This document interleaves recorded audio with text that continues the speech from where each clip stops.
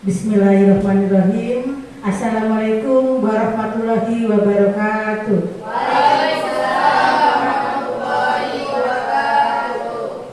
Selamat pagi.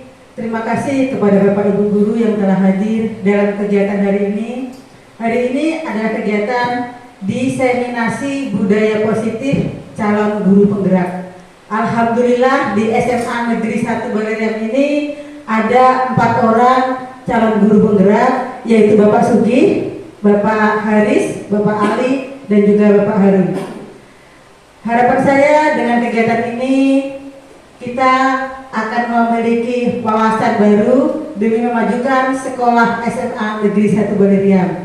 Silahkan nanti Bapak Ibu melakukan kegiatan ini dengan baik, menyimak apa yang disampaikan oleh Bapak calon guru penggerak demi kebaikan sekolah kita bersama. Sekali lagi, mari kita melaksanakan kegiatan ini dengan baik, dan dengan mengucap bismillah saya nyatakan kegiatan ini mulai dilaksanakan. Bismillahirrahmanirrahim. Dan tak lupa juga mengucapkan terima kasih kepada Bapak Wakasek Humas, Bapak Hadmin yang telah hadir di sini, terus juga Ibu Wakasek Sarana Prasarana telah mengikuti kegiatan ini dengan baik. Terima kasih atas waktu dan kesempatan yang telah diberikan oleh Bapak Ibu Guru Penggerak untuk membuka kegiatan hari ini. Silakan dilaksanakan dengan sebaik-baiknya kepada Pak Sugi, Pak Haris, Pak Ali, dan juga Pak Harun. Terakhir, wassalamualaikum warahmatullahi wabarakatuh.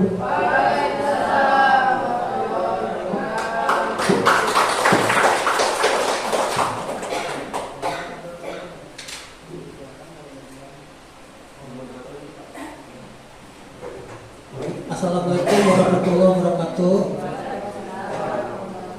Bapak Ibu Dewan Guru yang terhormat, terima kasih sudah berkenan hadir di ruang aula pada hari ini untuk mengikuti diseminasi budaya positif calon guru penggerak SMA 1 Baleriam. Alhamdulillah, kami sudah menyelesaikan pembelajaran modul 1 yang mana berisi 4 subbab bagian dari modul tersebut. Ini adalah modul terakhir kami untuk modul 1. Di sini kami menerapkan budaya positif di sekolah agar menjadi pembiasaan di sekolah supaya sekolah kita menjadi jauh lebih baik daripada sebelumnya. Adapun yang akan menampilkan bagian pertama akan disampaikan oleh Pak Muhammad Haris Fadilah yang akan menyampaikan tentang budaya positif. Kepada Pak Haris kami persilakan. Baik, terima kasih Pak Sugi. Izin teman-teman untuk menampilkan PowerPoint hasil diseminasi budaya positif yang telah kami lakukan di sekolah. Sebelum saya masuk ke materi, ya, perlu diketahui bersama bahwasanya saya melakukan tindakan aksi nyata budaya 5S dan keyakinan kelas. Materi yang akan kami bawakan itu ada 6. Saya sendiri nanti akan menjelaskan disiplin positif dan nilai kebajikan universal, kemudian teori motivasi Pak Sugi, keyakinan kelas dan kebutuhan dasar manusia Pak Harun, dan posisi kontrol dan segitiga restitusi oleh Pak Ali.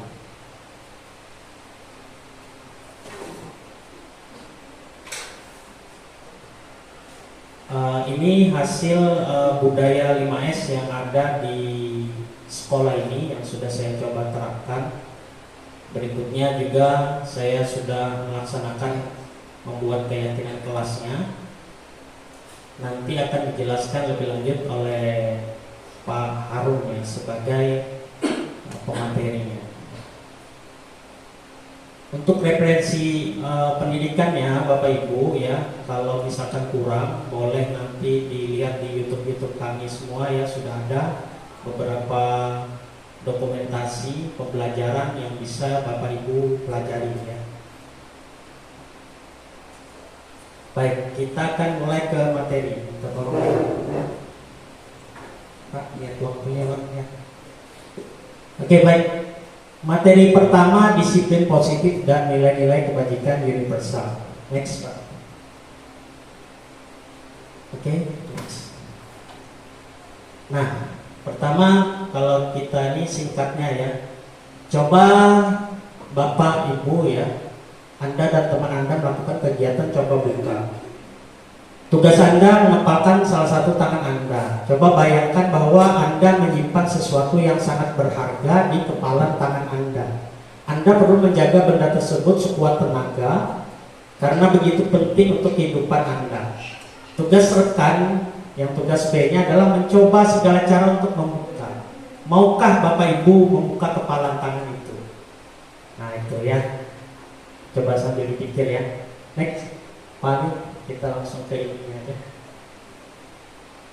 Nah, jadi tanggapannya pasti dua sisi ya. Yang pertama dan yang kedua bervariasi. Ada yang bersedia membuka karena baginya ini kebaikan yang sangat baik saya berbagi. Ya kan? Yang kedua ada yang tetap bertahan menutupnya karena bagi dia ini penting. Jadi masing-masing punya pendapat. Pertanyaan yang ketiga di sini, siapa yang sesungguhnya memegang kontrol itu Bapak Ibu? Yang membuka dan menutup tangan siapa? Siapa? Kita sendiri, betul.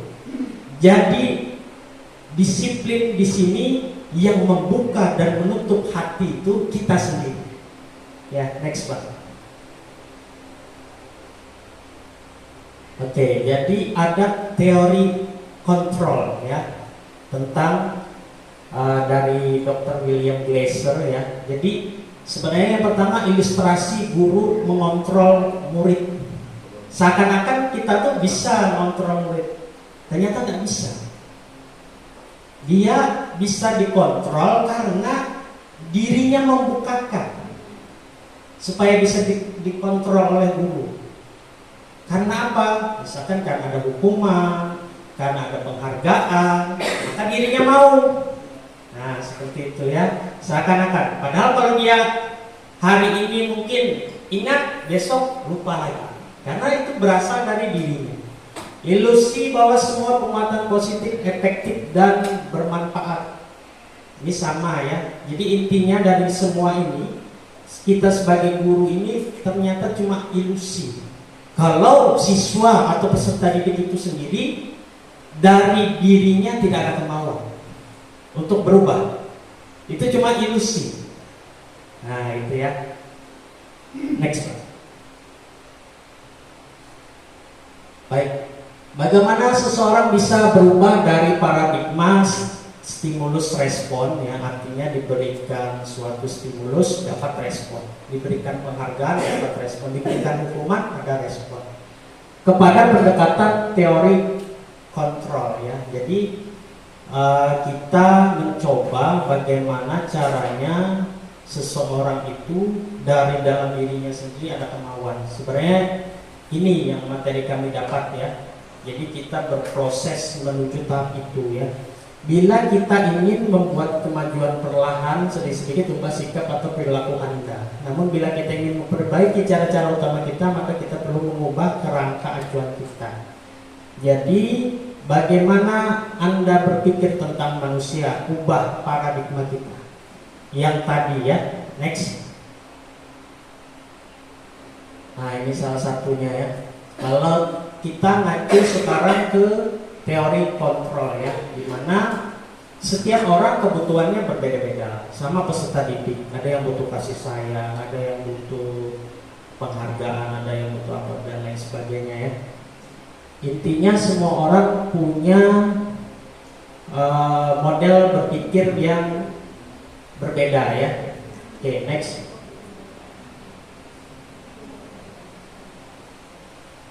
Nah, baik. Tadi sudah ya. Jadi disiplin itu menurut Ki Hajar Dewantara ya, kalau di kurikulum Merdeka, di mana ada kemerdekaan disitulah harus ada disiplin yang kuat. Sungguh pun disiplin itu bersifat self disiplin, yaitu kita sendiri yang mewajibkan kita dengan sekeras-kerasnya. Adapun pendapat ini ya sependapat, sepemikiran dengan Diane Gossen ya, bahwasanya disiplin itu artinya belajar. Jadi dari mana belajar? Dari diri sendiri dulu. Ya, next. Oke, nilai-nilai kebajikan universal ya artinya nilai-nilai yang disepakati bersama, lepas dari suku, bangsa, agama, bahasa maupun latar belakang. Disepakati semua bersama. Kemudian nilai kebajikan ini sifat-sifat positif yang merupakan tujuan mulia yang ingin dicapai setiap individu. Hal ini juga sesuai dengan teori kontrol tadi ya. Next. Mungkin ini salah satu referensi nilai-nilai universal ya, kebajikan universal. Dari profil pelajar Pancasila itu ada 6, jadi dimensinya. Kemudian bisa juga kita mengacu kepada the seven essential virtues ya, ada empati, suara hati, kontrol diri, rasa hormat, kebaikan, toleransi, keadilan. Ini sebagai referensi. Jadi nanti kalau di keyakinan kelas kan ngambil dulu apa nilai utama yang mau kita acu. Nanti itu yang dibikin keyakinan kelas. Next one. Nah ini juga the Virtus Project ya, nilai-nilai kebajikan. Misalkan gini, orang memakai helm karena apa? Keselamatan. Jadi nilai kebajikan yang buat dirinya itu adalah keselamatan buat dirinya sendiri. Jadi yang kita ambil untuk ke orang lain adalah yang mendasari dirinya bertindak. Jadi itu adalah motivasi intrinsik yang ada pada dirinya sendiri. Misalkan lagi membuang sampah pada tempatnya, apa nilai kebajikan yang ada di sana? Buang sampah, kebersihan, jadi bisa. Apalagi kesehatan. Jadi kalau membuang sampah itu buat kesehatan dirinya sendiri, gitu. Kalau itu sesuatu yang penting buat dirinya sendiri, maka dia akan mengerjakan. Nah, itulah intisari materi dari saya tentang disiplin positif dan nilai-nilai kebajikan universal yang dimulai dari diri sendiri. Dan semoga dengan adanya kolaborasi, berbagi praktek atau pengalaman belajar ini bisa memberikan ya, membuka mindset atau pikiran agar bersama-sama kita menuju ekosistem sekolah yang lebih baik. Next. Oke, baik, itu saja dari saya. Sekian, terima kasih. Nanti sesi tanya jawab mungkin akan diselesaikan dulu pematerinya. Saya dalam berkata-kata saya mohon maaf. Wassalamualaikum warahmatullahi wabarakatuh. Aplausnya Bu. Luar biasa ya pemaparan dari teman kita Bapak Muhammad Haris Fadila, sangat menginspirasi. Ini adalah pengetahuan baru bagi kami dan mungkin Bapak Ibu juga ya. Mudah-mudahan budaya positif ini dapat kita terapkan sehari-hari di sekolah kita untuk kemajuan kita bersama. Amin, Allahumma amin. Ya, selanjutnya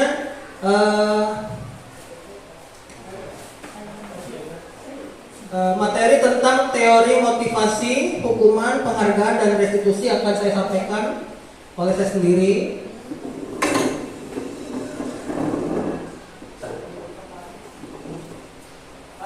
Mungkin setiap orang dalam melakukan tujuannya memiliki motivasi. Misalnya Bapak Ibu menjadi guru, ada motivasi tidak?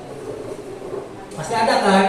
Nah, ternyata motivasi itu sendiri menurut Diana Gossen ada 3 teori tentang motivasi perilaku manusia. Yang pertama di sini katanya untuk menghindari ketidaknyamanan atau hukuman.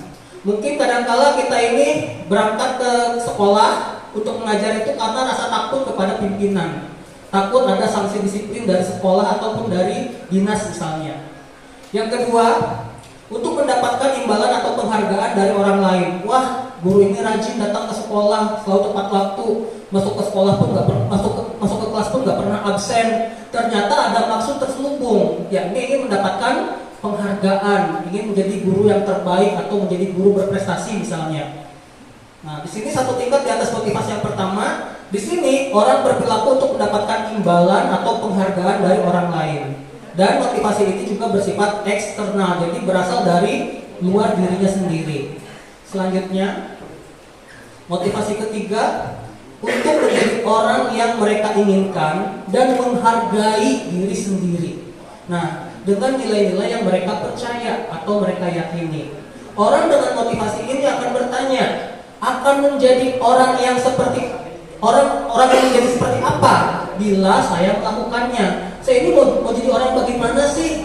Ya, mereka melakukan sesuatu karena nilai-nilai mereka yakini dan hargai, dan mereka melakukannya karena mereka ingin menjadi orang yang melakukan nilai-nilai mereka yakini tersebut. Ini adalah motivasi yang akan membuat seseorang memiliki disiplin positif, karena motivasi berperilakunya bersifat internal bukan eksternal, berarti ada kesadaran dari dalam diri sendiri untuk menjadi pribadi yang jauh lebih baik.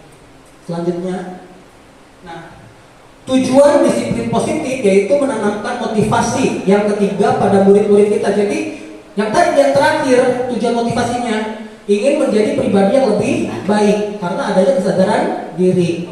Nah, jadi untuk menjadi orang yang mereka inginkan dan menghargai diri sendiri dengan nilai-nilai mereka percaya. Ketika murid-murid kita memiliki motivasi tersebut, mereka telah memiliki motivasi intrinsik yang berdampak jangka panjang. Jadi bukan untuk sementara saja, melainkan untuk seterusnya ke depannya di masa yang akan datang. Nah, motivasi tidak akan terpengaruh pada adanya hukuman atau hadiah. Mereka akan tetap berperilaku baik dan berlandaskan nilai-nilai kebajikan karena mereka ingin menjadi orang yang menjunjung tinggi nilai-nilai yang mereka hargai. Selanjutnya, jadi kan seperti yang kita tahu tadi bahwa disiplin itu berasal dari bahasa Latin, yakni dari kata disiplina. Artinya apa Bapak Ibu? Ada yang tahu? Tadi sekilas kita lihat ya di slide-nya Pak Haris. Disiplina artinya belajar. Nah, di sini dalam menjalankan peraturan ataupun keyakinan kelas atau sekolah, bila mana ada suatu pelanggaran, pasti sesuatu harus terjadi katanya ya. Untuk itu kita perlu tinjau ulang tindakan penegakan peraturan atau keyakinan kelas atau sekolah kita selama ini. Nah, tindakan terhadap suatu pelanggaran pada umumnya berbentuk hukuman atau konsekuensi. Nah, Bapak Ibu mungkin kalau ada siswa terlambat, pasti sering diberi sanksi atau hukuman. Seperti apa sanksi hukuman tersebut? Apakah sanksi atau hukuman tersebut akan memberikan pembelajaran yang bermakna kepada peserta didik? Atau hanya memberikan rasa trauma sekilas pada saat itu saja, namun tidak bisa menanamkan kedisiplinan itu sendiri ke dalam jiwa mereka. Selanjutnya ada restitusi. Restitusi adalah proses menciptakan kondisi bagi murid untuk memperbaiki kesalahan mereka, sehingga mereka bisa kembali pada kelompok mereka dengan karakter yang lebih kuat. Restitusi ini dibentuk berdasarkan hasil kolaborasi antara murid dengan guru. Jadi Bapak Ibu, ternyata disiplin itu terbagi menjadi dua kategori. Ada disiplin positif dan ada disiplin yang negatif. Apakah Bapak Ibu tahu disiplin yang negatif itu apa bentuknya? Yaitu tadi hukuman atau sanksi. Sedangkan disiplin yang positif ada dua, yakni konsekuensi dan restitusi. Inilah yang akan kita bahas sekarang. Lanjut Pak. Mari kita simak ya Bapak Ibu, ada studi kasus. Iva kurang menguasai pelajaran matematika, sehingga pada saat pelajaran tersebut berlangsung, dia lebih banyak berdiam diri atau menggambar di buku pelajarannya. Pada saat guru matematikanya Pak Seno menanyakan pertanyaan, Iva menjadi gugup dan tak sengaja menjatuhkan tasnya dari kursi, serta tiba-tiba menjadi gagap pada saat berupaya menjawab. Seluruh kelas pun tertawa melihat perilaku Iva yang berbicara tergagap dan terkejut tersebut. Pak Seno pada saat itu membiarkan teman-teman Iva menertawakan Iva yang tergagap dan malu luar biasa, dan malahan minta Iva untuk maju ke depan dan berdiri di depan kelas sambil menunjuk hidungnya karena tidak bisa menjawab pertanyaan Pak Seno. Kelas semakin gaduh dan anak-anak pun tertawa melihat Iva di depan kelas memegang ujung hidungnya.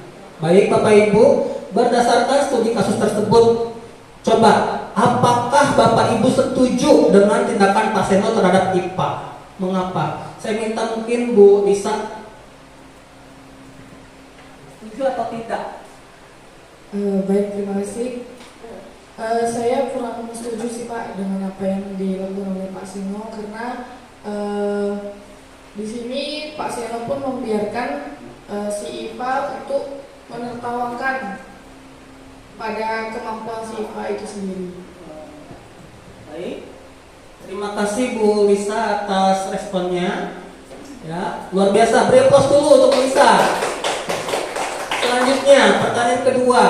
Menurut Bu Rina, tindakan Pak Seno terhadap Iva adalah sebuah hukuman atau konsekuensi, dan mengapa? Terima kasih. Menurut saya sebagai hukuman. Mengapa, Bu? Karena dia tidak bisa menjawab pertanyaan dari Pak Seno. Ya, luar biasa Bu Rina jawabannya. Terima kasih.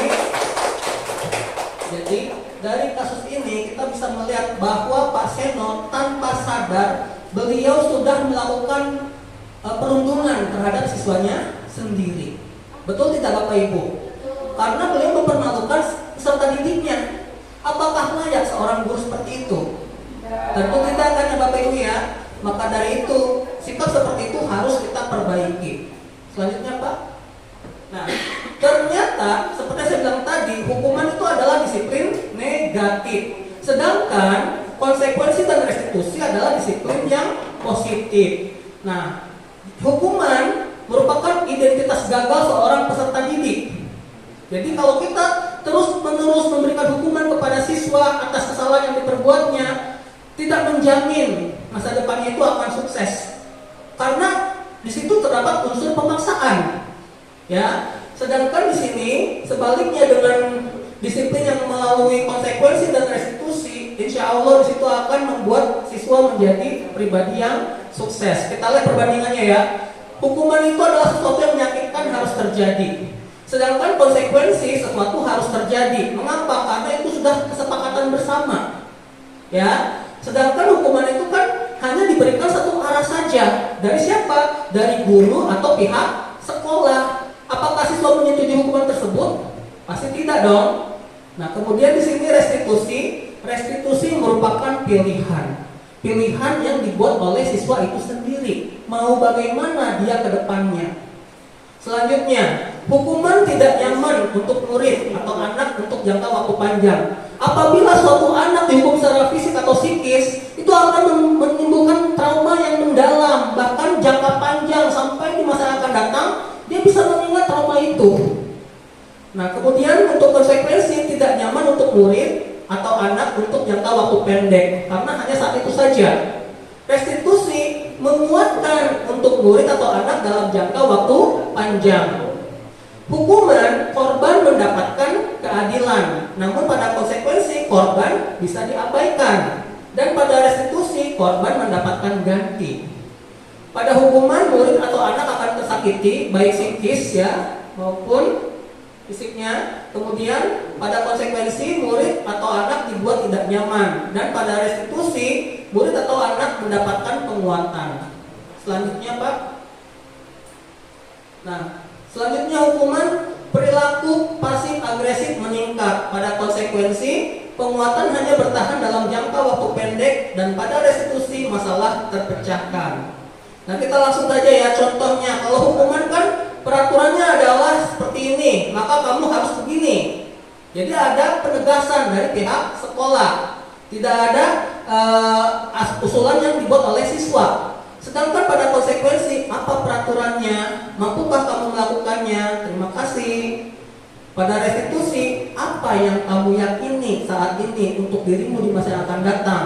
Apa yang bisa kamu lakukan untuk memperbaiki masalah ini? Bagaimana prosesnya? Bagaimana tahap-tahapnya supaya kamu menjadi pribadi yang lebih baik? Lanjut Pak. Selanjutnya, Kalau pada hukuman, awas kalau dilakukan lagi ya, nanti awas kamu. Adanya unsur ancaman. Sedangkan pada yang konsekuensi, lakukan apa yang saya katakan. Pada restitusi, apakah hal ini sesungguhnya ingin kamu lakukan? Ayo lanjutkan, kembangkan, buat lebih baik lagi.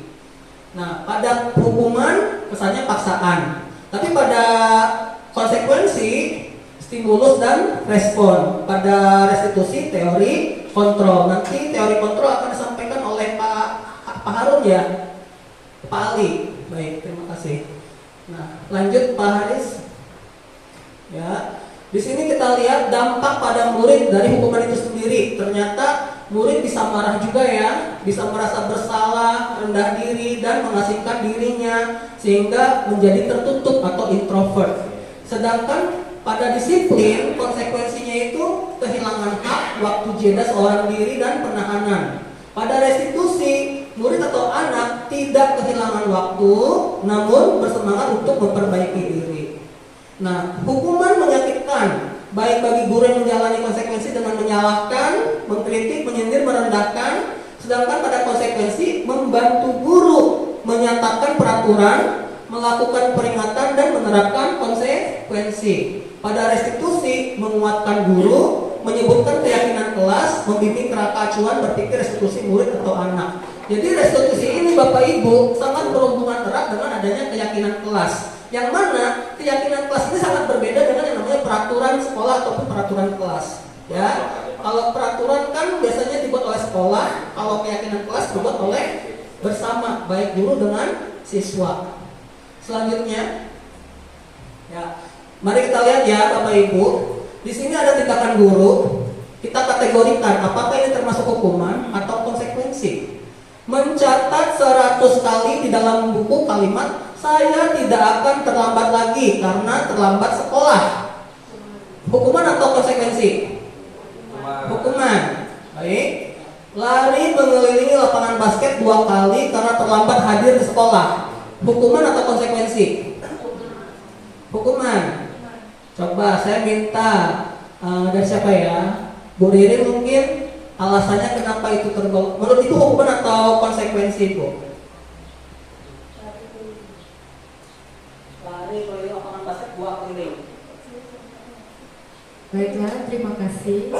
Untuk kasus yang kedua atau tindakan guru yang kedua, lari mengelilingi lapangan basket 2 kali karena terlambat hadir di sekolah. Menurut saya itu adalah konsekuensi.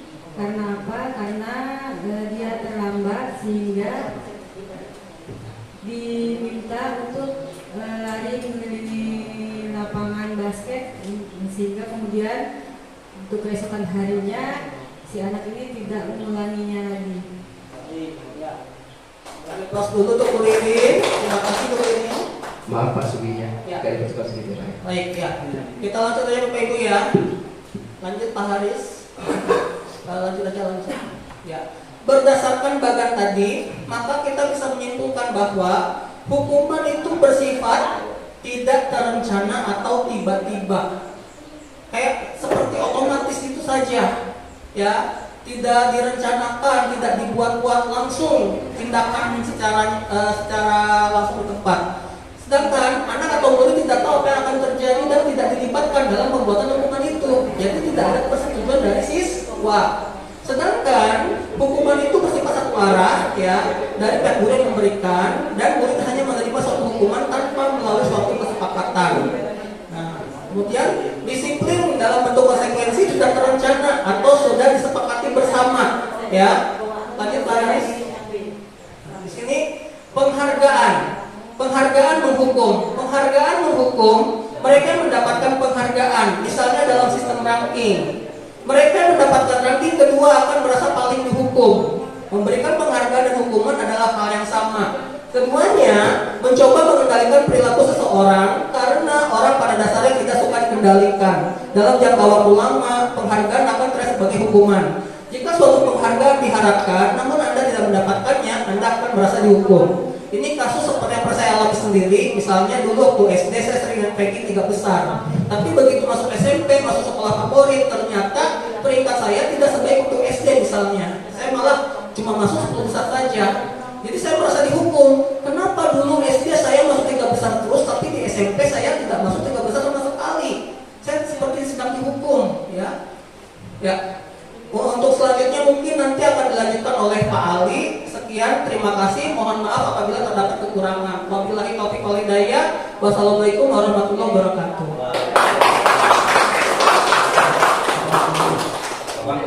Baik, assalamualaikum warahmatullahi wabarakatuh. Salam, selamat pagi, salam sejahtera bagi kita semuanya. Swastiastu, namo buddhaya, salam kebajikan, rahayu. Adil kata belajar berkak saruka bersengat ke Jumatan. Baik, yang kami hormati Wakil Kepala Sekolah, Bidang Kurikulum, Wakil Kepala Sekolah Bidang Kesiswaan, Wakil Kepala Sekolah Prasarana, Aset. Yang dihormati teman-teman semuanya, rekan-rekan guru sejawat di Semangat Balriam dan teman-teman rekan-rekan CGP yang pada kesempatan kali ini mempraktikkan, mempresentasikan apa yang sudah menjadi tugas kita bersama, dan ini sebuah jadi bagian dari proses dalam pendidikan guru penggerak angkatan 9, dan kemudian juga nanti di tahap angkatan berikutnya mungkin tidak seperti ini, belum tentu seperti itu ya. Jadi ini adalah bagian dari proses dari pendidikan guru penggerak itu sendiri. Baik, saya mulai aksi nyata dari positif calon guru penggerak angkatan 9. Next, silakan, udah kenal semuanya. Selanjutnya, oke, langsung silakan dari positif. Oke, baik. Pada pagi hari ini nanti saya fokus pada keyakinan kelas dan kebutuhan dasar manusia. Ya, karena nanti sudah dijelaskan juga tadi Pak Sugi sudah menjelaskan mengenai hukuman, restitusi dan konsekuensi, dan Pak Aris juga tentang disiplin positif itu sendiri. Oke, latar belakang positif memiliki sifat urgensi dalam pembentukan karakter murid. Sekolah sebagai institusi pembentukan karakter memiliki peran penting dalam pembentukan karakter murid. Oleh karena itu, positif di sekolah perlu diciptakan dan diwujudkan. Next. Tujuan aksi nyata yang saya sampaikan di sini adalah menciptakan murid yang merdeka dan disiplin yang kuat. Menumbuhkan deposisi di sekolah dengan meyakini prinsip-prinsip nilai kebajikan universal. Tadi sudah dijelaskan bahwa nilai-nilai kebajikan universal disebutkan dari Pak Haris, ada tanggung jawab, kemudian gotong royong dan sebagainya. Selanjutnya, kelompok terbentuknya keyakinan kelas melalui kegiatan yang membuat kesempatan kelas yang dijalankan kepala sekolah. Siswa mampu menerapkan prinsip-prinsip kebutuhan dasar manusia. Selanjutnya, tindakan yang akan dilakukan. Menghadap para sekolah menjelaskan pentingnya penanaman budaya positif dan keyakinan kelas di sekolah, serta minta izin untuk melaksanakan pertugasan kepada rekan sejawat yang sekarang kita lakukan bersama ini. Mengumpulkan rekan sejawat untuk melakukan diseminasi pemahaman budaya positif, keyakinan kelas dan budaya dasar manusia. Berkoordinasi dan kolaborasi dengan guru piket membuat keyakinan kelas, memantau dan mengevaluasi keyakinan kelas yang telah dibuat. Next. Oke, saya cepat saja ya. Dukungan yang dibutuhkan. Dukungan dari kepala sekolah, rekan guru serta murid atau pendidikan yang diusul dapat dilakukan dengan lancar. Cara pelaksanaan untuk menumbuhkan kebiasaan budaya positif di sekolah. Orang tua adalah melakukan kebiasaan budaya positif di rumah. Next. Nah, ini adalah budaya positif yang ada di modul 1.4 dan ini dijelaskan juga Pak Aris mengenai seperti diskusi merupakan pendekatan di anak untuk melakukan kontrol diri dan menentukan kepercayaan diri. Kemudian yang kedua, nilai kebajikan dan keyakinan kelas. Ini yang kita bahas sekarang. Mengacu pada nilai positif yang tadi seperti kesalahan bersifat universal. Kemudian posisi kontrol, hukuman, masa bersalah, teman, pemantau, dan manajer. Kebutuhan dasar, bertahan hidup, kasih sayang, menerima pengakuan, kekuasaan, dan kebebasan. Dan sebagai institusi, stabilitas identitas, pada saudara yang salah dan menaikkan keyakinan. Next. Nah, oke. Baik, kita langsung ke intinya. Kebutuhan dasar manusia, survival. Ya, survival atau bertahan hidup. Ya. Kebutuhan bertahan hidup, survival adalah kebutuhan yang bersifat fisiologis dan untuk bertahan hidup misalkan kesehatan, rumah, makanan dan sebagainya. Kebutuhan biologis sebagai bagian dari proses reproduksi termasuk kebutuhan untuk tetap bertahan hidup. Jadi ini bisa disimpulkan bahwa ada dua kebutuhan dasar manusia ya, untuk bertahan hidup. Satu kebutuhan fisiologis dan biologis. Apabila satu di antara yang tidak terpenuhi, maka kebutuhan nantinya juga akan terganggu seperti itu. Selanjutnya, kebutuhan dasar manusia, kasih sayang dan rasa diterima. Kebutuhan untuk disayangi dan terima meliputi kebutuhan akan hubungan dan koneksi sosial. kebutuhan untuk memberi dan menerima kasih sayang, dan kebutuhan untuk merasa menjadi bagian dari suatu kelompok. Kebutuhan ini juga meliputi keinginan untuk tetap terhubung dengan orang lain. Jelas ya, bahwa kebutuhan dasar manusia ada kasih sayang pada dari orang tua, kasih sayang pada teman, sejawat, kepala sekolah dan sebagainya. Dan apabila kasih sayang tidak bisa kita terima, yakin pasti akan terganggu. Pasti secara psikologisnya juga pasti akan terganggu. Seperti itu. Pasti nanti juga akan adalah problem-problem yang akan terjadi di kemudian hari. Next. Kebutuhan dasar manusia selanjutnya adalah pengakuan atas penguasaan. Kebutuhan ini berhubungan dengan kekuatan untuk mencapai sesuatu, menjadi kompeten, menjadi terampil, diakui atas prestasi dan keterampilan kita, didengarkan dan memiliki rasa harga diri. Dan ini adalah kita yang bisa kita terapkan di sehari-hari dalam pembelajaran, bahwa anak-anak perlu pengakuan, anak-anak perlu pemberian penguasaan. Anak mempunyai penguasaan tertentu. Tidak semua anak mempunyai penguasaan semua bidang, saya yakin nggak akan bisa mampu. Tetapi anak-anak diberikan kesempatan, anak diberikan peluang, pilihan-pilihan yang lain untuk mendapatkan penguasaan tertentu yang dia kuasai. Seperti itu. Baik prestasi, kemudian keterampilan dan sebagainya. Selanjutnya. Kemudian kebutuhan dasar manusia, kebebasan. Kebutuhan untuk bebas adalah kebutuhan akan kemandirian, otonomi, memiliki pilihan dan mengendalikan arah hidup seseorang. Jadi seorang siswa atau kita sebagai manusia kita sendiri harus mempunyai atau diberikan pilihan-pilihan yang ada di dalam dunia kita sendiri. Kita tidak bisa memaksakan pada orang si A harus seperti ini, si A harus seperti ini, harus seperti ini. Tetapi tidak keluar dari peraturan atau tidak keluar dari koridor yang sudah ada. Seperti itu. Jadi anak diberikan pilihan untuk memilih sesuatu dengan cara mereka sendiri, bukan dengan cara kita. Yang kebiasaannya selama ini terjadi bahwa anak diberikan pilihan, anak diberikan cara-cara hanya dengan cara kita, tetapi tidak kemudian anak-anak memberikan pilihan dengan cara mereka. Coba kita berikan kesempatan pada mereka menggunakan dengan cara mereka sendiri atas permasalahan yang ada yang dirasakan oleh sebagian sendiri. Kemudian lanjut next.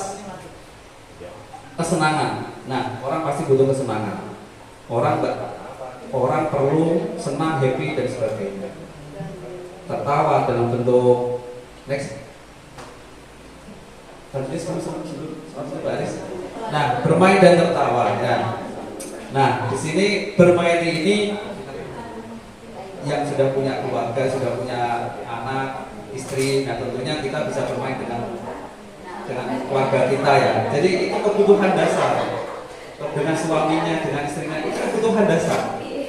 Jadi kalau belum ya berarti dengan temannya, dengan bapak ibunya seperti itu ya. Jadi itu kebutuhan dasar manusia. Mereka senang, kemudian mereka diberikan pengakuan, kebebasan, diberikan kasih sayang, sehingga mereka senang itu sebagai wujud dari kebutuhan dasar manusia itu sendiri. Selanjutnya keyakinan kelas. Nah ini maksudnya keyakinan kelas. Keyakinan kelas ini hampir mirip dengan peraturan kelas, ya. Tetapi keyakinan ini adalah sesuatu yang diyakini bersama, disepakati bersama bahwa keyakinan tersebut dapat dilakukan secara bersama-sama. Keyakinan kelas bersifat abstrak daripada peraturan yang rinci dan konkret. Nanti kita akan belajar bersama. Kita akan ambil contoh nanti.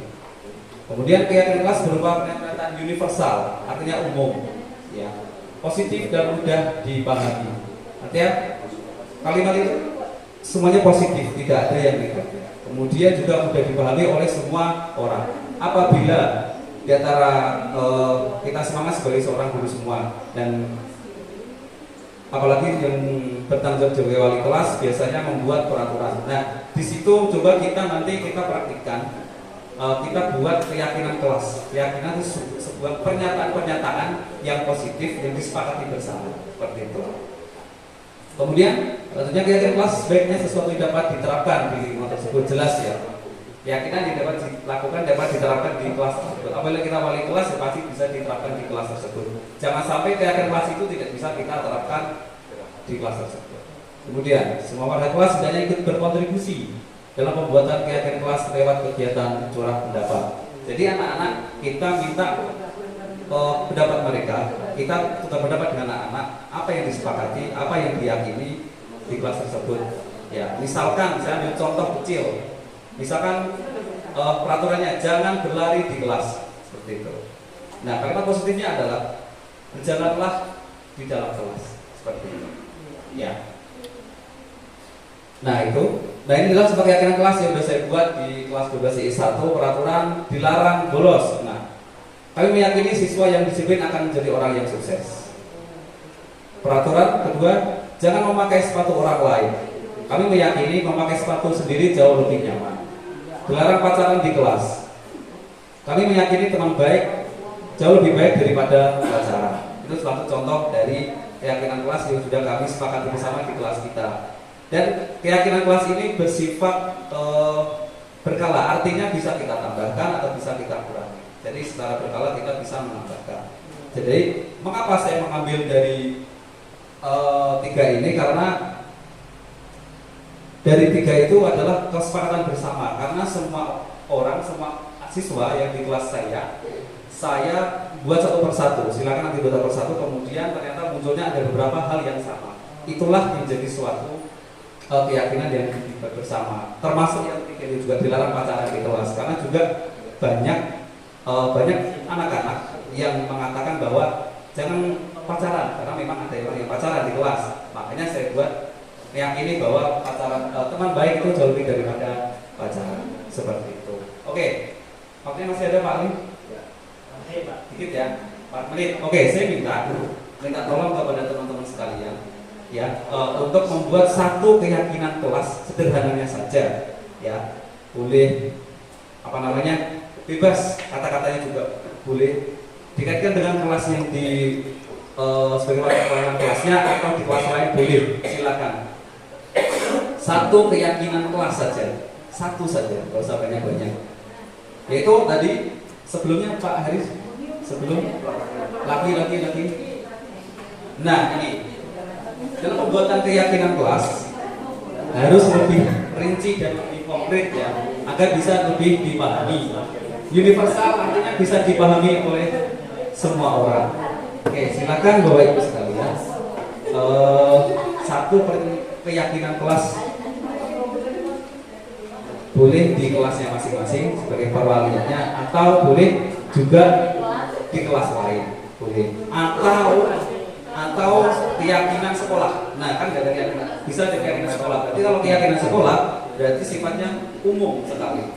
Boleh, yang bisa nanti bisa disepakati oleh seluruh peserta didik. Seperti itu. Sudah selesai, Bapak Ibu? Satu saja. Satu aja tidak apa-apa.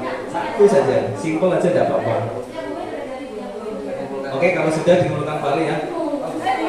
Oke.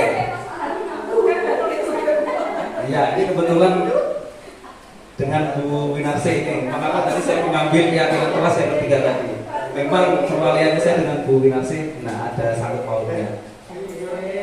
Perwaliannya maksudnya. Ya. Oke.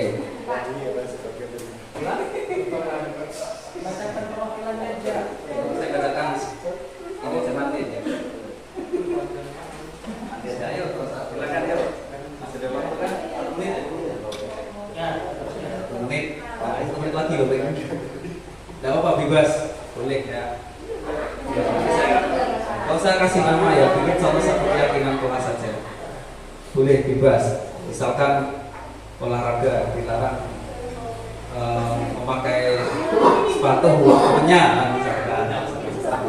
Nah, kita nanti coba yakini bersama bahwa keyakinan kelas itu bisa kita wujudkan secara bersama-sama. Boleh. Oke. Ya, contoh aja ini contoh aja ya, Pak. Ya bukan nggak ada nilai plus tambah kurang, nggak ada. Hanya ini aja, refleksi saja. Oke, cukup ya. Oke. Ya, oke. Ini boleh nasi pas aja.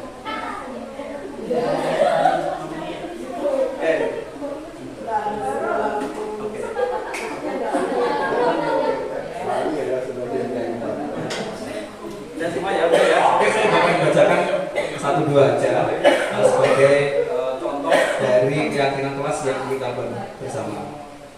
Kami meyakini hadir tepat waktu di kelas dapat membuat pembelajaran efektif. Ya. Oke. Terus kemudian saya bacakan tulisannya yang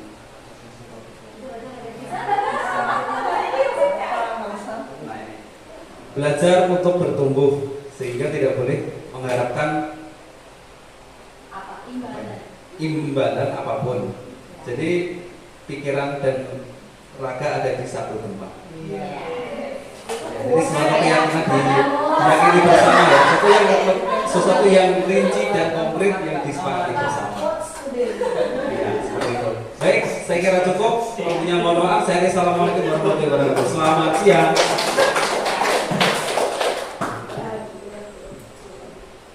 Ya, kembali lagi beri aplaus untuk Pak Harun, pemaparan yang luar biasa sekali.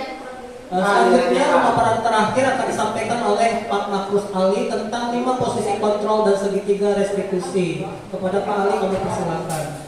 Beri aplaus dulu Bapak Ibu.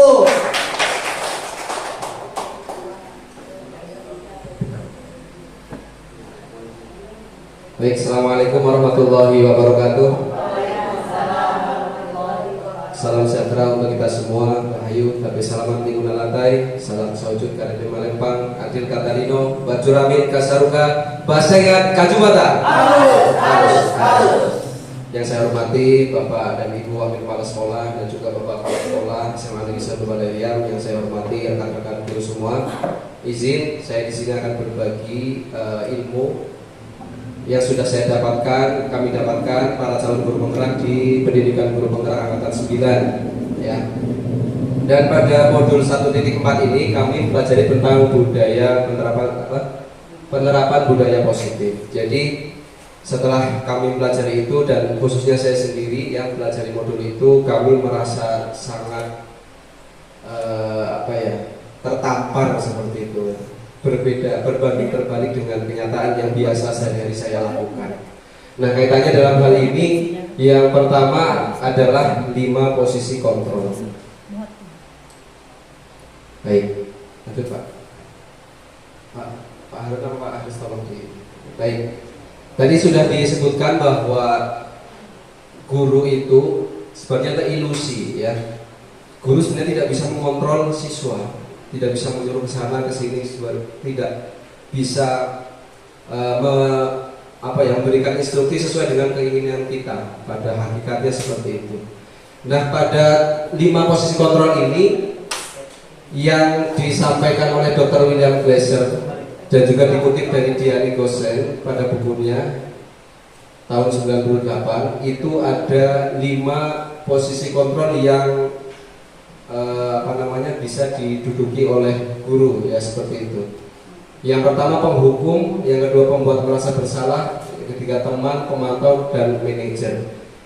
Oke, untuk awalan ini, untuk yang pertama ini saya akan bertanya pada Bapak Ibu, kira-kira menurut Bapak Ibu itu kalau Bapak Ibu itu lebih cenderung ke posisi yang mana? 5 posisi ini. Boleh satu angkat tangan? Silahkan berpendapat. Iya, maksudnya sebelum nanti akan saya paparkan yang kami dapatkan gitu ya. Sebelumnya, apakah sebagai penghukum, apakah pembuat merasa bersalah, teman, pemantau, atau manajer? Mungkin nanti kita refleksi bersama-sama. Ya, next saja Pak. Baik, yang pertama ini adalah guru sebagai penghukum, ya. Yang setelah saya baca di sini adalah yang tadi disampaikan bahwa menggunakan hukuman fisik maupun verbal. Biasanya guru-guru yang seperti ini ada menggunakan nada suara tinggi, ya, bahasa tubuhnya, matanya melotot dan sebagainya, dan mengatakan patuhi aturannya atau awas, gitu ya. Kemudian kamu ini loh salah terus gimana nih, terlambat terus gimana nih kamu, atau misalkan selalu saja pasti kamu ini terlambat terus. Nah, itu yang bisa saya ucapkan Bapak Ibu ya. Jadi luar biasa sekali ilmu yang didapatkan. Hasil dari ini apakah berdampak efektif bagi siswa, ternyata dalam penelitian itu disebutkan next bahwa ini kemungkinannya murid hanya akan marah dan memendam atau mempunyai rasa dendam dengan gurunya. Bahkan yang lebih buruk lagi, sepulang sekolah bisa saja motor gurunya dikempesi atau dan sebagainya. Ya, itu adalah akibat dari guru sebagai penghukum. Ya. Kemudian yang kedua, guru sebagai pembuat merasa bersalah. Nanti kita akan sama-sama membahas ya, kira-kira posisi mana yang paling baik yang bisa kita terapkan, maksudnya kita usaha terapkan. Nih, pada posisi ini guru akan bersuara lembut, kemudian membuat siswa atau murid merasa tidak nyaman, bersalah dan rendah diri. Biasanya yang diucapkan adalah, ibu sangat kecewa sekali dengan kamu. Atau berapa kali bapak harus memberitahu kamu bahwa kamu masih terus seperti ini. Kemudian biasanya kalau membuat merasa bersalah ini mengaitkan dengan sesuatu yang lebih menyentuh hatinya. Misalnya, bagaimana coba kalau kamu seperti ini, orang tuamu kira-kira seperti apa di rumah. Nah, apakah itu sudah tepat Bapak Ibu dalam menangani peserta didik? Hasilnya adalah ternyata menurut penelitian itu bahwa murid hanya akan merasa bersalah saja. Ya, bersalah telah mengecewakan Bapak Ibu atau gurunya. Ya, dan murid itu menjadi orang yang gagal dan tidak sanggup membahagiakan orang lain. Dan kadang-kala ini malah jauh lebih bahaya karena sudah menyentuh perasaan daripada yang menghukum. Menghukum biasanya muncul dari dendam dan tidak suka saja. Tapi kalau ini sudah masuk dalam perasaannya bahwa oh ibu itu sudah bilang ke saya seperti itu, berarti apa sih ini saya manusia seperti apa nih, gagal terus dalam hati. Itu jauh lebih bahaya ternyata Bapak Ibu. Ya. Kalau kemarin dibahas dalam ruang kolaborasi itu kami ternyata sebagian besar disurvei itu bapak-bapak dari CGP itu lebih banyak berperan sebagai penghukum dan ibu-ibu sebagai pembuat merasa bersalah karena memang sifat alamiah dasar bapak-bapak dan ibu-ibu mungkin ya, tapi tidak semua. Lanjut. Nah, apakah sebagai teman yang paling baik? Kita lihat di sini. Ya, guru sebagai teman, guru pada posisi ini tidak akan menyakiti murid, namun akan berupaya mengontrol murid melalui persuasi. Posisi teman pada guru biasanya bisa negatif maupun positif. Positif di sini berupa hubungan baik terjalin antara guru dan peserta didik atau siswa atau murid. Kemudian hal negatifnya, bila suatu saat guru tersebut tidak membantu, maka murid itu akan kecewa. Ah, bapak ini, saya pikir bapak ini teman saya. Akan berpikir seperti itu kalau kita sering membantu atau berposisi sebagai teman ya terhadap murid kita. Dengan kata-kata ayolah bantu bapak, kemudian dan lain-lain tadi ya. Nah, baik, hasilnya adalah murid akan merasa senang dan akrab dengan guru. Nah, baik atau tidak? Baik ya. Tapi dampak negatifnya tadi, murid menjadi tergantung terhadap guru itu, ya. Merasa akrab, kemudian jika guru itu tidak sesuai dengan keinginannya dan dipandang oleh siswa itu loh, selama ini saya pikir kita berteman Pak. Artinya kan siswa itu bisa mengontrol gurunya dalam hal seperti ini. Nah, kemudian yang selanjutnya posisi kontrol sebagai pemantau. Lanjut Pak. Nah, ini yang mungkin orangnya yang netral saja, tidak sebagai penghukum, tidak sebagai membuat merasa bersalah, kemudian tidak sebagai teman. Ya, ini hanya posisi pemantau ini berdasarkan peraturan-peraturan dan konsekuensi. Ya, seorang pemantau sangat mengandalkan penghitungan, catatan, data yang dapat digunakan sebagai bukti atas perilaku. Jadi pemantau biasanya seperti ini. Oh iya. Itu kan biasanya ya. Kalau kita melihat siswa gitu, ya, saya catat dulu. Nah, peraturannya apa? Kemudian apa yang telah kamu lakukan? Atau sanksi apa konsekuensinya? Jika kamu seperti ini, kamu harus melakukan apa? Gitu. Biasanya seperti itu. Tapi dengan nada yang datar, ya, tidak ada emosi, tidak ada bahasa tubuh yang mendekat atau formal merasa bersalah seperti tadi. Nah, kemudian hasilnya guru tidak menunjukkan suatu emosi berlebihan menjadi marah dan membuat merasa bersalah. Ini sudah sebenarnya sudah cukup baik ya. Kalau dalam pemaparan kami itu kemarin dalam ruang kolaborasi itu juga diskusi dengan fasilitator, tetapi ada satu posisi kontrol yang paling bisa diterapkan dan mulai mempunyai nilai-nilai yang nilai kebajikan yang baik adalah yang terakhir ini sebagai manajer ya. Ini saya pas dari materi atau dari modul guru penggerak ya Bapak Ibu, jadi teksnya terlalu banyak. Jadi sebagai manajer adalah posisi di mana guru berbuat suatu bersama dengan murid, mempersilahkan murid mempertanggungjawabkan perilakunya, mendukung murid agar dapat menemukan solusi atas permasalahannya sendiri. Ya, seorang manajer telah memiliki keterampilan teman juga bisa, pemantau juga bisa jadi berubah-ubah atau bisa jadi keduanya juga diaplikasikan. Jadi dalam posisi manajer ini adalah ketika siswa melakukan kesalahan, tentunya pertama dicari tahu adalah latar belakang ya, bagaimana mengaitkan dengan keyakinan kelas yang sudah dibuat tadi dalam keyakinan kelas di materi Pak Harun. Misalkan apa yang kita yakini, kemudian apakah kamu meyakininya, jika kamu meyakininya apakah kamu bersedia memperbaikinya. Jadi permasalahan yang ada di siswa harusnya kita cari tahu dulu duduk perkara permasalahannya, kemudian mengaitkan dengan keyakinan kelas yang sudah dibuat, kemudian membantu dirinya, bukan kita memberikan solusi atas masalahnya dia, tapi kita memandu supaya dia sendiri yang menemukan solusi atas masalah yang dia alami, yang dia hadapi. Misalkan contohnya siswa terlambat gitu, kita jangan selalu menghukum dulu ya, tapi kita kalau saya mulai menerapkan ya semenjak mendapatkan materi ini, mempelajari, mencari informasi terlebih dahulu terkait dengan kenapa bisa terlambat seperti itu, kemudian mengaitkan kepada keyakinan kelas bahwa terlambat itu adalah perbuatan yang melanggar keyakinan kelas, disiplin, nilai kebajikannya, kemudian diarahkan kenapa bisa terlambat, kira-kira seperti apa, solusinya seperti apa menurut kamu dulu. Nah, kemudian kita cari jalan keluarnya. Baik. Iya. Lanjut Pak.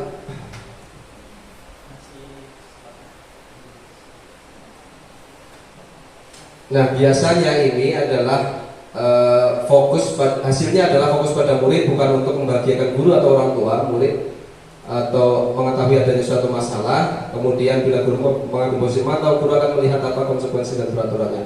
Namun pada posisi manajer, guru akan mengembalikan tanggung jawab pada murid untuk mencari jalan keluar permasalahannya. Ya, jadi guru hanya membimbing saja. Lanjut Pak, kemudian kaitannya dengan segitiga restitusi, ini adalah posisi kontrol sebagai manajer. Apa yang harus dilakukan oleh guru ketika siswa kita mempunyai masalah tertentu? Ya, lanjut.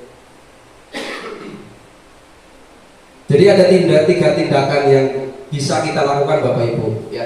Semoga bisa kita sedikit-sedikit menerapkannya kepada peserta didik kita. Karena kalau disebutkan dalam pendidikan guru penggerak itu sekolah bisa bergerak itu kalau tidak hanya satu orang, dua orang saja, tapi memang ekosistemnya itu sudah memacu sekolah untuk guru-guru itu untuk bergerak bersama gitu, ya. Yang pertama menstabilkan identitas, yang kedua validasi tindakan yang salah dan menanyakan keyakinan. Lanjut Pak, menstabilkan identitas itu kaitannya dengan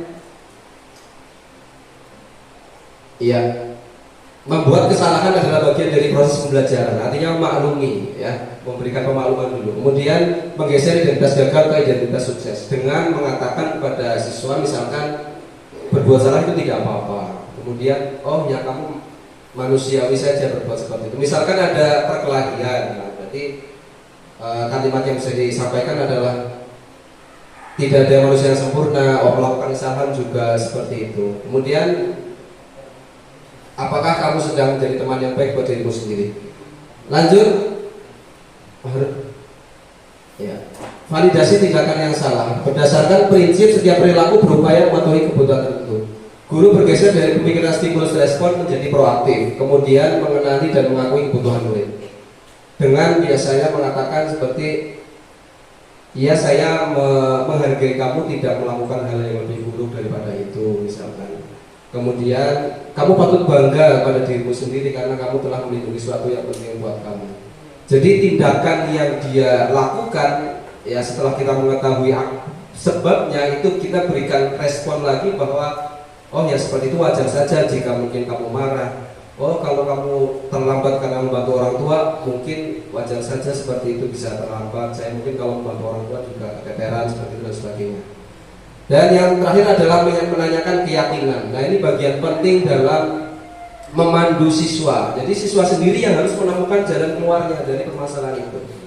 Jadi kita pandu. Nah, kalau kamu seperti ini kemudian bertabrakan dengan keyakinan apa atau melanggar keyakinan apa? Oh melanggar keyakinan untuk datang tepat waktu misalnya. Kalau misalkan berkelahi, oh melanggar keyakinan tentang saling menghargai. Jadi misalkan menanyakannya, apakah nilai umum yang kita telah sepakati, kemudian ada atau kamu menjadi orang seperti apa? Intinya adalah menanyakan keyakinan kembali kepada orang kepada peserta didik yang merasa bersalah. Mungkin itu Bapak Ibu yang bisa saya bagikan. Untuk aksi nyata, kasus-kasusnya bisa dilihat di channel YouTube saya yang tidak seberapa subscribernya. Silahkan penerapan segitiga restitusi ya terhadap kasus-kasus yang dialami oleh peserta didik. Mungkin itu nanti selebihnya kita akan diskusi ya, mungkin sedikit waktu untuk diskusi akan dibantu oleh Pak Sugi mungkin. Terima kasih atas kesempatannya. Mohon maaf apabila ada kata yang kurang berkenan. Assalamualaikum warahmatullahi wabarakatuh.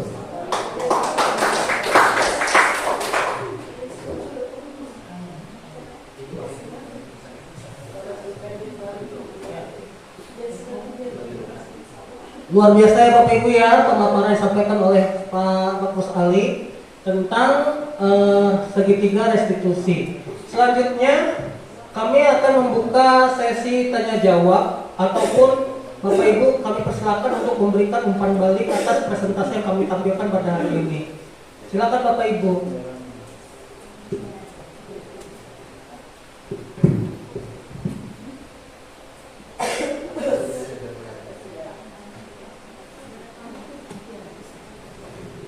Bu Olim, silakan. Kepada siapa pertanyaan akan disampaikan? Baik, Assalamualaikum warahmatullahi wabarakatuh. Saya sangat tertarik sekali terhadap materi-materi yang telah disampaikan Bapak-Bapak semuanya. Lalu ada terbesit di hati saya yang ingin ditanyakan karena mungkin pernah juga mengalaminya ya Pak ya, terkait disiplin negatif tadi yang disampaikan oleh Pak Sugi. Saya ingin menanyakan saja tanggapan Bapak-Bapak semuanya yang sudah mendapatkan pembelajaran baru dari CGP seperti itu Pak.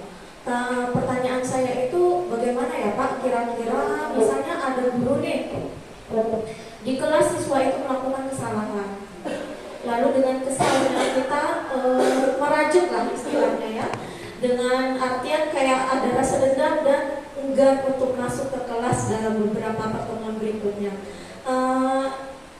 Kalau seperti itu kira-kira bagaimana ya Bapak untuk tanggapannya? Mungkin hanya itu saja yang bisa saya tanyakan. Mohon solusinya juga, mana tahu ada solusi jika ada tindakan-tindakan guru yang seperti itu. Terima kasih Bapak. Baik, terima kasih Bu Solima atas pertanyaan yang diberikan. Luar biasa sekali ya pertanyaannya Bu ya. Dan apa yang Ibu tanyakan tadi juga sebetulnya sering saya alami secara pribadi. Saya sering mengalami ketika saya masuk ke ruangan kelas ternyata peserta didik belum siap untuk belajar dan saya sering marah kepada siswa. Nah, itu kasus sebelum saya mengikuti program pendidikan guru penggerak. Namun setelah adanya materi ini saya menjadi sadar bahwa apa yang sudah saya lakukan kepada siswa itu sangat tidak benar. Dan sekarang saya berusaha mengubah diri saya menjadi pribadi yang lebih baik terhadap siswa tentunya. Apabila saya mendapati masalah di kelas dengan siswa yang belum bisa belajar seperti itu, jadi pertama kita harus membuat dulu keyakinan kelas dengan siswa. Sepakati apa yang harus mereka jalani bersama dengan saya nanti ke depannya dan keyakinan yang bagaimana yang mereka inginkan. Mereka itu maunya dibawa kemana supaya mereka menjadi pribadi yang lebih baik tanpa memaksakan kehendak mereka. Ya, mungkin seperti itu Bu Solimah. Bapak yang lain mau menambahkan silakan. Baik, bagaimana Bu Solimah kira-kira? Ya, jadi pentingnya membuat keyakinan kelas terlebih dahulu sebelum adanya disiplin negatif, karena kan disiplin negatif itu kan memang tidak baik ya Bu ya, itu harus kita hindari. Dan sekarang kita berusaha mengambil langkah disiplin yang positif, yaitu tadi adanya konsekuensi dan restitusi. Di antara konsekuensi dan restitusi menurut kami yang lebih baik adalah restitusi, yang seperti kalau dipaparkan oleh Pak Ali tadi ya. Jadi siswa akan dikembalikan ke kelompoknya lagi dengan karakter yang lebih kuat. Jadi bukan untuk menjauhkan siswa dari kelompoknya. Kan sering kita kalau seumpama ada anak marah di rumah atau di sekolah, marah kepada gurunya, anak itu menjauh dari gurunya. Anak itu akan dendam kepada gurunya, sakit hati, jengkel dengan gurunya. Bahkan seperti tadi kata Pak Ali, jangan-jangan pulang sekolah ban motor dikempesin ya Bapak Ibu ya.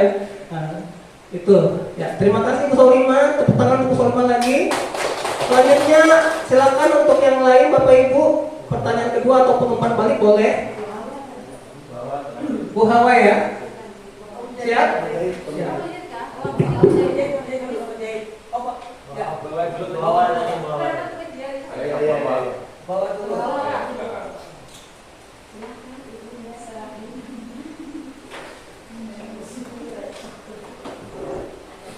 Assalamualaikum warahmatullahi wabarakatuh.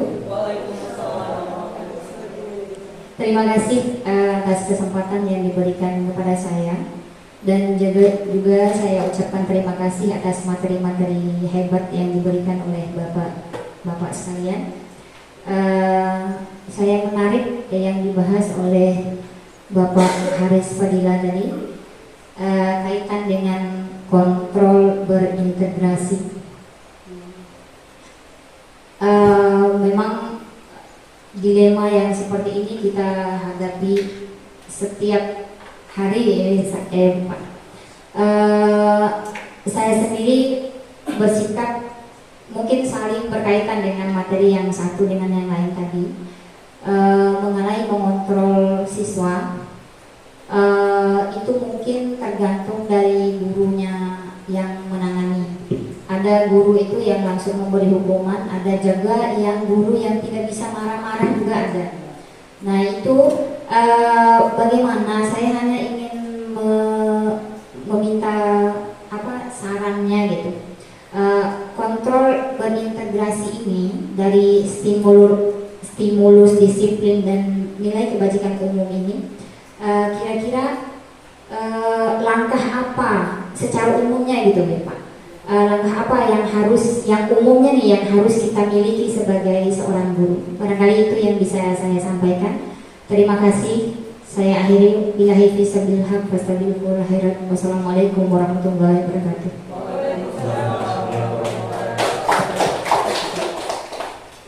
Baik, terima kasih Bu Hawa izin menyampaikan pendapat.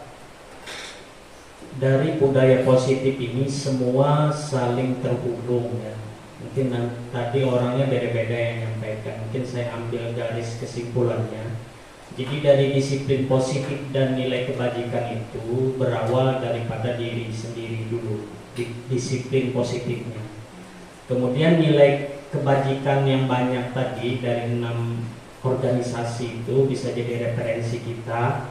Jadi kita menggabungkan suatu pernyataan dari siswa atau tadi sudah dilaksanakan oleh Pak Harun. Misalkan ada yang jangan buang, kalimatnya kan tidak boleh negatif ya, buanglah sampah kepada tempatnya, jagalah kebersihan kelas. Itu kan sama, nilai universalnya satu, kebersihan. Jadi kita kelompokkan nilai-nilainya dari yang sama-sama. Jadi itu nilai kebajikan universal. Nah, sehabis sudah dari diri sendiri kita tanamkan ke siswa, kemudian nilai kebajikan kita pahami, lanjut ke motivasi. Motivasi itu kalau bisa yang dari ekstrinsik diubah menjadi intrinsik.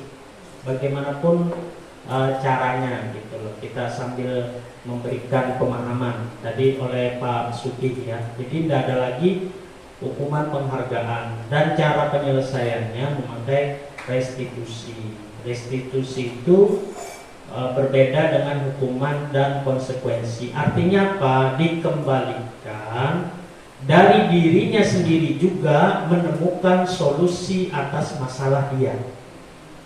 Mungkin tadi belum ini ya. Jadi masalah itu dari dia, solusinya dari dia. Jadi kita posisinya yang mana? Manajer tadi, kita cuma menanyakan. Tapi sebelum ke manajer itu ada keyakinan kelas. Jadi kan nilai-nilai yang ditulis Bapak Ibu tadi kan digabung, dikelompokkan, ya, dibikin keyakinan. Supaya apa? Karena itu berasal dari dalam hatinya, dari dalam dirinya. Dia ingin bersih, dia ingin selamat, dia ingin tanggung jawab, dia ingin disiplin. Itu digabungkan. Jadi ketika suatu saat dia melanggar, nah, ketika melanggar itu apa yang kamu langgar? Keyakinan apa? Dulu kamu meyakini apa? Kedisiplinan. Siapa yang bilang kedisiplinan? Bapak atau kalian menyepakatinya? Nah gitu kan, karena kesepakatan, keyakinan, ya, keyakinan kelas.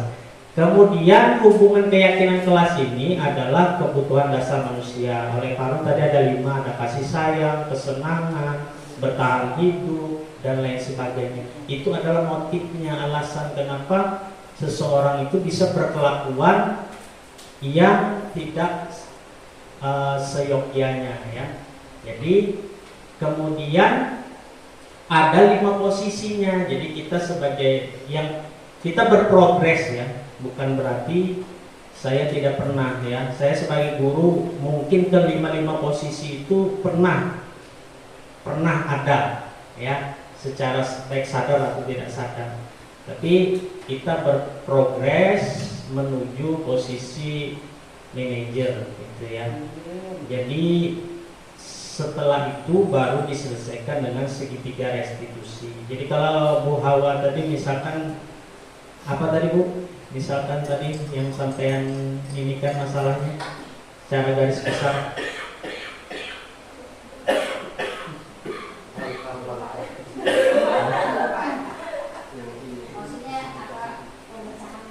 Ah ya, secara umumnya saja. Makanya tadi saya jelaskan dari awal supaya paham. Jadi gini, ketika misalkan ada yang disiplinnya, misalkan tadi ya yang melanggar dari keyakinan dirinya, misalkan ya, sudah membuat nih kita kan, sudah kita buat keyakinan kelasnya kita, terus seumpamanya ada yang melanggar keyakinan kelas itu, misalkan tadi banyak misalkan yang terlambat ya, karena mungkin di sekolah kita banyak.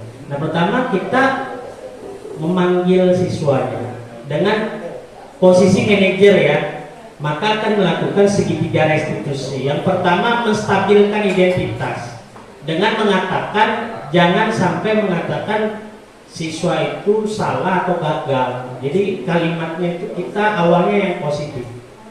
Misalkan tadi ya, tidak ada manusia yang sempurna, semua orang pasti pernah berbuat salah. Yang penting bagaimana cara kita untuk memperbaiki kesalahan itu. Jadi stabilkan posisi dirinya supaya dari yang salah jadi dia itu tidak merasa. Bukan berarti tidak merasa ini yang ini ya, distabilkan. Artinya mungkin saat itu dia shock juga waktu dalam masalah. Yang kedua, memvalidasi tindakan. Pasti kamu punya alasan mengapa kamu melakukan hal itu. Kalau boleh ibu tahu kenapa, terus diutarakan alasannya. Nah, lalu kita kembalikan ke yang ketiga, menanyakan keyakinan. Nah, kita balikan lagi ya. Ibu tidak mencari yang benar atau salah. Ibu mau kita menyelesaikan apa yang terjadi dengan baik-baik. Kalau boleh ibu tanya kembali, keyakinan kelas apa kira-kira yang kamu melanggar ibu? Misalkan Bu, disiplin Bu, atau tanggung jawab. Nah kalau seperti itu, bagaimana cara kamu untuk menyelesaikan apa yang kamu kerjakan itu? tadi dia telat gara-gara main HP. Lalu dia dari dirinya sendiri, saya Bu akan mengurangi jam saya main HP, saya akan tidur lebih awal. Kemudian jika tadi saya tidak memperhatikan pelajaran Ibu, saya akan membuat rangkuman atau catatan. Baik, berarti itu solusinya dari dirinya juga. Nah, laksanakan ya, dia laksanakan. Oke, itu ya Bu Siti Hawa. Jadi dari siswa, solusinya dari siswa itu. Terima kasih.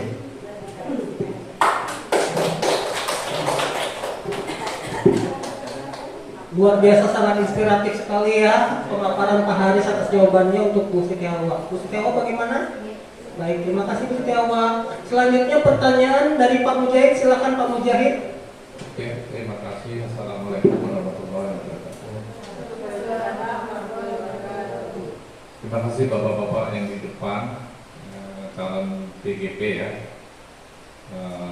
sudah memberikan materi yang cukup luar biasa pada hari ini, sangat menginspirasi. Namun ini masih terbatas dalam hal materi atau dalam realitanya belum, karena saya beranggapan bahwa ketika kita sekolah di suatu institusi kita sendiri, kita hendaknya menggali pada permasalahan di sekolah kita sendiri. Kalau ini kan hanya sebatas kasus, kemudian belum bisa terrealisasi di dalam kelas. Mungkin ada yang terrealisasi, mungkin tidak. Ya. Artinya apa? Belum terakomodir secara keseluruhan. Itu yang pertama. Yang kedua adalah setiap guru harus melakukan keyakinan dalam kelasnya. Apakah demikian? Karena melakukan keyakinan kelas butuh waktu, sementara di kurikulum kita itu dituntut bahwa guru itu harus fokus pada proses pembelajarannya sesuai dengan kebutuhan murid, gitu ya. Apakah itu juga perlu waktu ya? Perlu waktu dari kasus ke kasus, tiap hari pasti berganti terus kasus ini ya. Seperti tadi ya, mungkin saya sering kasus itu ketika saya masuk siswanya belum siap, terus tidur-tiduran sambil megang HP, tapi begitu disuruh bagaimana belajar menggunakan handphone, dia bilang gak ada paket, padahal main game bareng bisa gitu loh, mabar bisa gitu, ada kan gitu. Jadi bagaimana kita membuat keyakinan-keyakinan seperti itu kalau kejujuran itu sudah tidak ditanamkan pada diri siswanya dan gurunya. Nah gitu ya, jadi ini harus perlu realisasi ya, benar. Kemudian kenapa keyakinan-keyakinan itu tidak diakomodir oleh wali kelas? Nah, kalau wali kelas berarti keyakinan nanti tumbuh pada diri kelas tersebut gitu. Jangan sampai pada keyakinan guru sendiri terus kelasnya sendiri gitu, beda-beda gitu. Oh ibu ini harus begini, tapi dalam kelas peraturannya harus begini gitu. Jadi nanti itu tidak terjadi miss gitu. Nah, kemudian bagaimana tidak diakomodir bahwa keyakinan-keyakinan yang mau kita buat itu secara keseluruhan, yaitu keyakinan yang dibuat oleh sekolah. Nah, sejauh mana kita melibatkan dari BK? Takutnya nanti BK tidak berperan, gitu kan? Kalau masing-masing guru membuat sendiri-sendiri, makin banyak guru yang membuat sendiri-sendiri, makin pusing siswanya. Coba pikir, ya. Ini secara teori bagus ini, benar saya katakan gitu. Tapi bagaimana bapak-bapak di depan ini bisa merealisasikan untuk satuan pendidikan yang kita miliki? Tujuannya ke sana. Gitu. Tapi kalau bapak-bapak jadi BGP hanya untuk keperluan secara nasional, secara ini, saya kira banyak orang nasional yang berpikir. Paling tidak kita memulai dari sekolah kita sendiri gitu, yang bisa diperbuat apa. Gitu. Jadi bukan hanya menampilkan teori yang begitu bagus. Saya gitu. Ya, saya kira bisa nangkap ya 3 poin yang saya utarakan tadi. Gitu. Terima kasih. Assalamualaikum warahmatullahi wabarakatuh.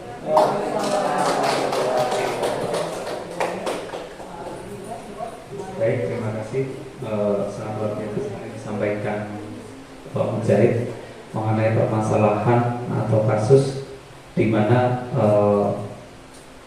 materi kita memang belum secara keseluruhan diterapkan atau diimplementasikan di sekolah.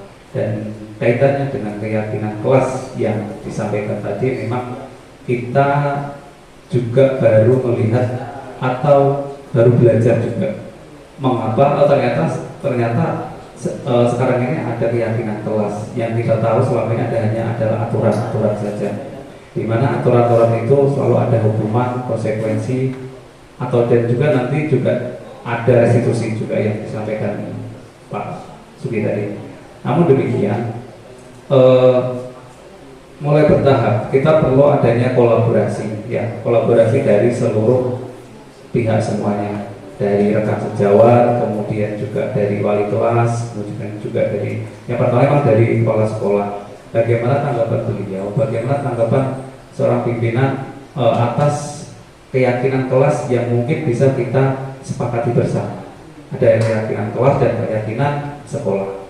Nah, dari keyakinan kelas itu tadi saya juga menyampaikan sedikit bahwa poin penting di keyakinan kelas itu adalah wali kelas. Ya, bagaimana wali kelas membuat keyakinannya sedemikian rupa, serinci mungkin dan menjadi kesepakatan bersama. Dan kemudian dari kolaborasi dari wali kelas, kepala sekolah, rekan sejawat semuanya bisa menjadi sebuah keyakinan sekolah.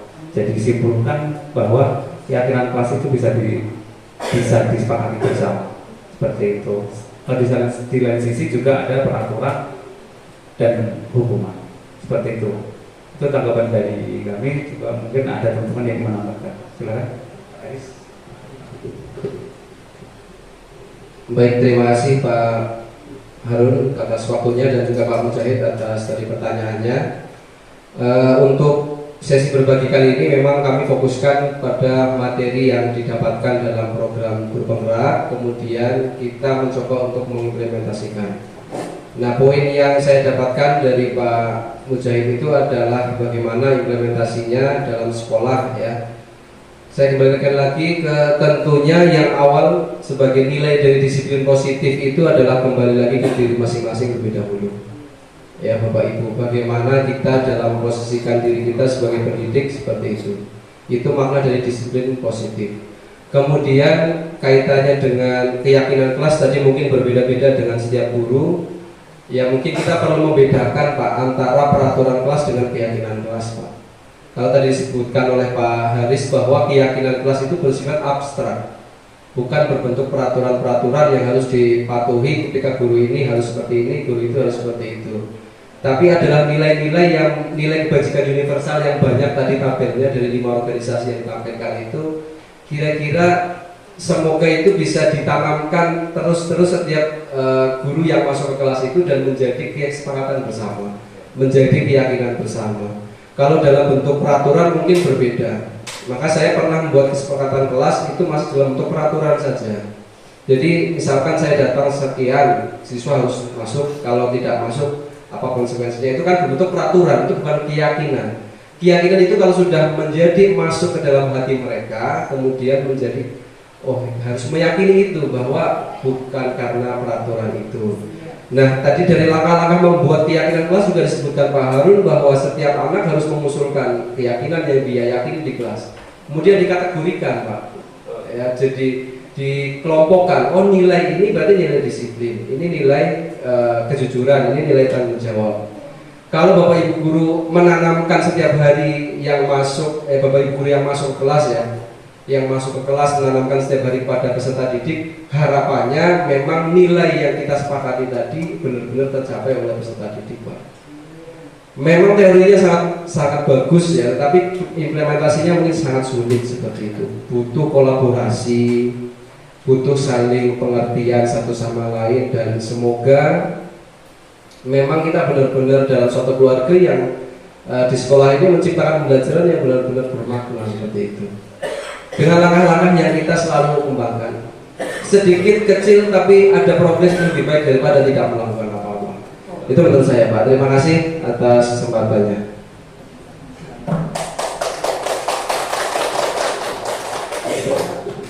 Bapak Bapak Ibu, mungkin cukup sekian penampilan dari kami dan diskusi tanya jawab sudah kami tutup. Mohon maaf apabila terdapat kekurangan dan kekeliruan. Itu semata dari kami berempat.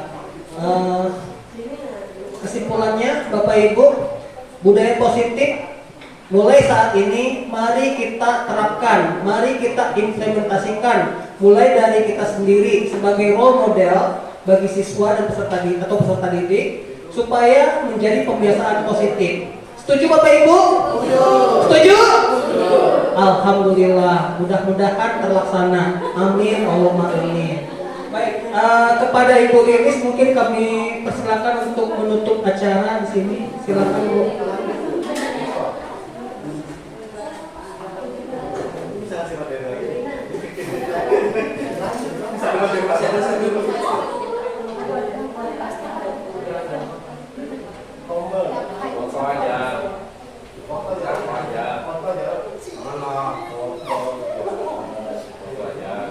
Baiklah, demikian tadi kegiatan yang telah dilaksanakan dalam rangka diseminasi budaya positif